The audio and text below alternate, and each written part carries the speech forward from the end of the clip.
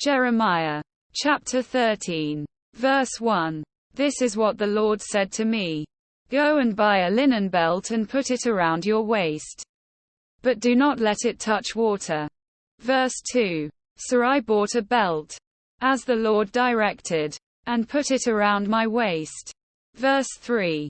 Then the word of the Lord came to me a second time. Verse 4. Take the belt you bought and are wearing around your waist, and go now to Pereth and hide it there in a crevice in the rocks. Verse 5. So I went and hid it at Pereth, as the Lord told me. Verse 6.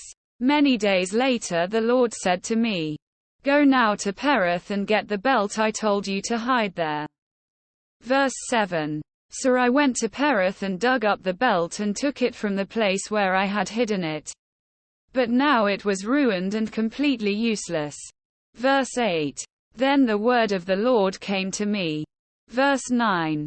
This is what the Lord says. In the same way I will ruin the pride of Judah and the great pride of Jerusalem. Verse 10. These wicked people, who refuse to listen to my words, who follow the stubbornness of their hearts and go after other gods to serve and worship them, will be like this belt, completely useless. Verse 11. For as a belt is bound around the waist, so I bound all the people of Israel and all the people of Judah to me, declares the Lord, to be my people for my renown and praise and honor. But they have not listened.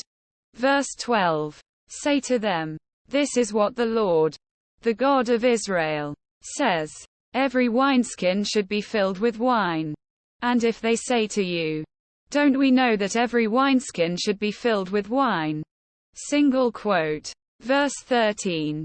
Then tell them, This is what the Lord says. I am going to fill with drunkenness all who live in this land, including the kings who sit on David's throne, the priests, the prophets and all those living in Jerusalem. Verse 14. I will smash them one against the other, parents and children alike, declares the Lord. I will allow no pity or mercy or compassion to keep me from destroying them. Quote. Verse 15.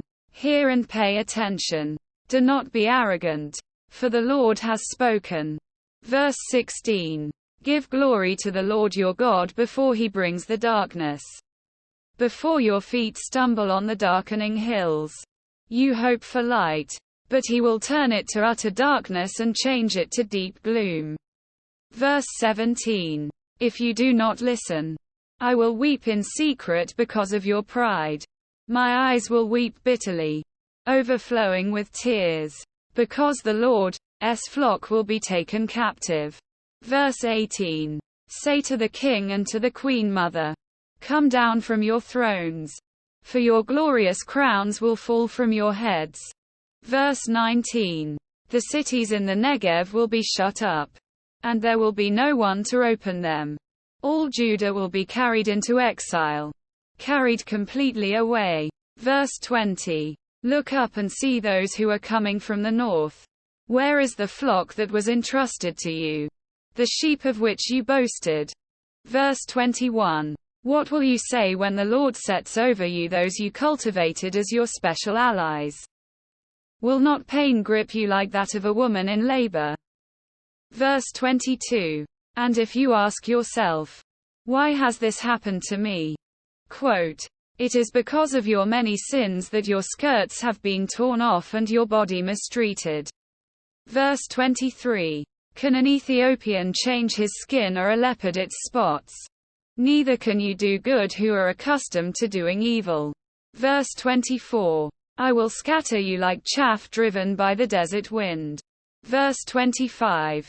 This is your lot, the portion I have decreed for you, declares the Lord, because you have forgotten me and trusted in false gods. Verse 26. I will pull up your skirts over your face that your shame may be seen. Verse 27. Your adulteries and lustful neighings, your shameless prostitution. I have seen your detestable acts on the hills and in the fields. Woe to you, Jerusalem! How long will you be unclean? Quote.